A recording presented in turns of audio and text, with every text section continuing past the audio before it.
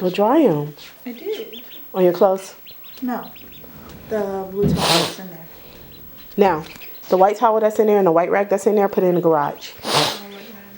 And where's your dirty clothes? Because you're not putting it inside your pink dirty basket. I have my own basket in here, so then when I put them in here, I take them and bring them in there and put it in that one.